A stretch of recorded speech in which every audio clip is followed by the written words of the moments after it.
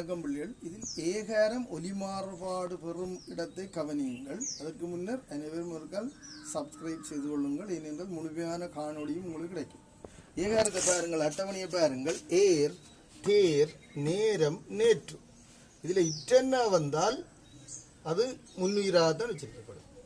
இங்கே பாருங்கள், வேடம் டானா இருக்கிறது ரெண்டாவது எழுத்து, பேண் இன்னென்னா இருக்கிறது ரெண்டாவது எழுத்து, வேட்டி இட்டென்னா இருக்கிறது ரெண்டாவது எழுத்து, கேள் கொம்பளவில் என்ன இருக்கிறது ரெண்டாவது எழுத்து, வேளம் மவளவில் என்ன இருக்கிறது ரெண்டாவது எழுத்து, பேரு ரூனா சத்தம் ராணா ராவண்ணா ரூனா சத்தம் ரெண்டாவது எழுத்தாக இருக்கிறது. இப்படி இருந்தால் இது இடை உயிராக, அதாவது வாய் பிளந்து உச்சரிக்கப்படும்.